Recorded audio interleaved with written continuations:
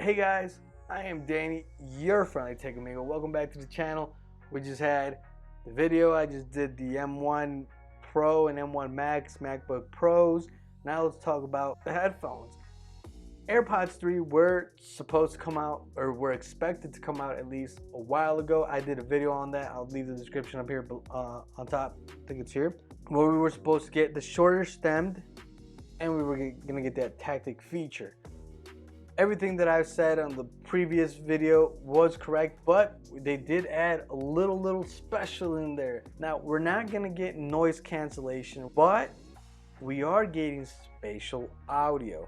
Now, if you've seen my AirPods Pros review, I did say that spatial audio was kind of not for me. I didn't like it at the time. Now, using it a little bit more, I grew into liking it. Especially when you're watching shows on your Apple TV 4K. Spatial audio on these new AirPods, I think that's the selling point, plus the 30-hour life that you get out of it with your little case. I think that's two of the main selling points. And the third selling point is the price.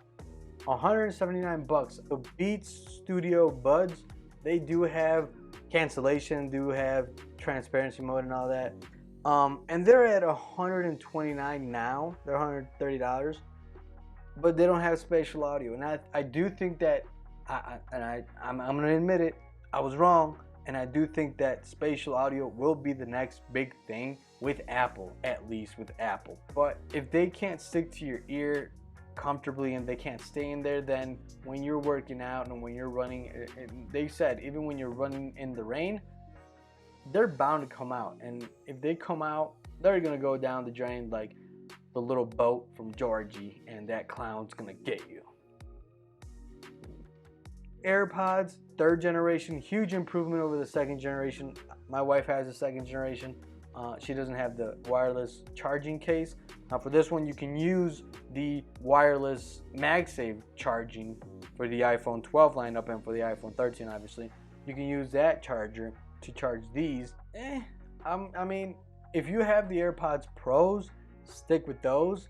If you have the AirPods second generation, the only difference you're gonna get is the spatial audio and the wireless charging if you didn't have the wireless charging case. And I think the only other difference is gonna be the haptic touch. That's just one huge reason why you should update, because I hate not having buttons. Everybody knows I love buttons, especially on my headphones. So these don't have buttons, but haptic touch. You can change the button, you can change the song, play the song, answer call, hang up call, great. So if you had the AirPods second generation, and if you were looking forward to buying a new pair of AirPods or a new pair of headphones in general, then you should go with these. If you really want to get the noise cancellation and the transparency, even though the transparency is not as good as the AirPods Pros, but your budget won't let you get the AirPods Pros, then go with the Beats Studio Buds. I'm actually still rocking these, the Power Beats Pros. You know, they do the thing. I like them. They're comfortable, they don't fall off my ear. I wear them when I'm working out. I should be working out, but I like to eat a lot.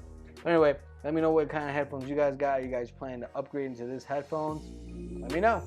This is your friendly tech amigo. I'll see you guys in the next one.